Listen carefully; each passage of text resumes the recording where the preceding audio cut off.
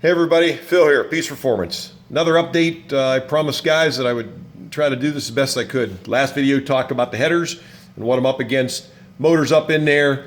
This is what I have on it now. Standard mounts that keep the motor in the original location, which ended up being very good for me because I didn't have to modify the Z-bar.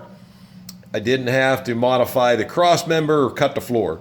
So that worked out good that way. So I'm glad that those mounts fit, and the back of the motor, there is still room to the firewall where the two tubes come out for your heater hoses. I'll show you that. I did have the intake on. I took it off already because I want to pull this motor out. But there was room behind the stock intake with the SRV solenoid behind there, between there and the wiper motor.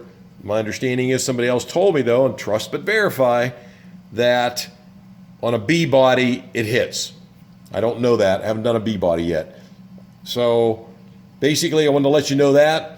Somebody else asked about the booster. I have on a single diaphragm booster. I could use some help in that. It needs rebuilt. I went to a couple different places. Nobody seems to do them. I could almost thinking about maybe going, if I could find a like Right Stuff in them, if they would just sell the booster, not that big, ugly, godly looking bracket that hangs off there that basically I could put on there. I guess Hemi cars used a dual diaphragm and the regular cars used a single diaphragm. So I'll show you a picture of that. Somebody gave me the heads up on alternators. We discussed it with a couple of the things in the different forums. Cut the rail, easy way of doing it. I could do that, but I was down at AutoZone and I picked up an extra alternator to check it out. The guy told me the 0506 Commander 57 Hemi. I'll show you that right now also. So that's where we're at. I'm getting ready to drop it back out, and I want to, the one passenger side header, the hooker header is hitting my torsion bar. So I'm going to put a shim in it and see if I can get the motor to tilt a little bit up and get out of the way. So after I get it out from underneath here, it'll be easier to work on that way, and I'll shim the motor mounts. I'll let you know how that goes, and shimming if nobody's ever done that before. All right, let me show you what I got. So basically, here's your stock power brake booster. Plenty of room here.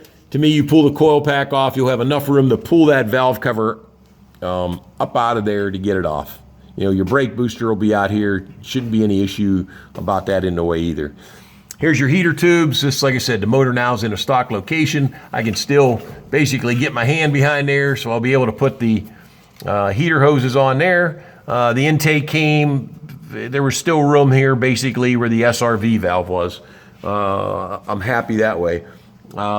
Basically, I got room between here and on stuff. Things would be pretty good. Don't have any issues with it hitting the condenser. Everything underneath. Now I can use my stock Z-bar to go across here. The ball will go back in its original place. Everything comes up in the floor. Inside the car looks good. Away we go. Now, alternators. This one here is this 0506 Jeep Commander 57 Hemi alternator. Here's the pros and cons. I like it. It's kind of cool. It's kind of funny that this bracket, you know, the stock one bolts in this way and bolts in. I'll pull it off there in a second and show you. Basically, there is a hole through here, so they must have never got rid of that bracket. Maybe used it on trucks too, whatever. But the bolt slides in here, bolts to there. It bolts in down to another bracket down here. I just have these here that I had handy, you know, versus the correct size. So basically, the problem though is it's about 3/8 not out far enough to hit the rest of our pulleys. So the guy said there he put shims behind this here, but I don't think I have quite enough room in there with the nut to go come out 3/8 to bring that out 3/8 and still tighten it out. So I'm kind of debating what I want to do. I like it. It's kind of cool that you got plenty of room to fit in there. Versus the other one, I will have to cut this lip out, which, hey, you know, I already painted in here, but it is what it is. You know, I just have to cut this lip off. So I may do that. That way the original Hemi 1 bolts in there, but it's kind of cool that, I don't know how I can kind of stick this here for you to see. Whoops. While I take this off maybe. And away we go. So that's where we're at on this build. I'm debating on that, and then once I get the motor out, I'm going to go ahead and play around and do the core support so I can get that fixed. So in essence, like I said, your stock one bolts in here on a 20, and I'm not sure, guys are better at it than me. I think 29 or 10s and up bolts this way. And that one had the holes, pins right here, and going still tapped and drilled for that side. So like I said, the other one is just in the way. It's on this frame rail. I marked it here and here. So I'll probably just maybe take a jigsaw lightly and cut that out and touch it up with some paint. Other than that, looks like I've got pretty much room, except for, like I said, down here where the torsion bar comes in, it hits this header right down around here.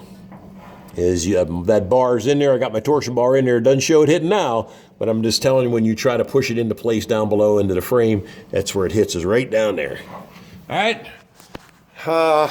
Thank you much. Hopefully it helps anybody out. Questions, please ask. I'll try to get you whatever thing. And it reminds me, somebody asked about the brake booster. I'm like, oh crap, I got to figure that out too. So thanks for these heads up. If somebody knows where I can get that rebuilt reasonably, please shoot me a PM or something so I can get that done while I'm doing everything else. Have a great day, guys.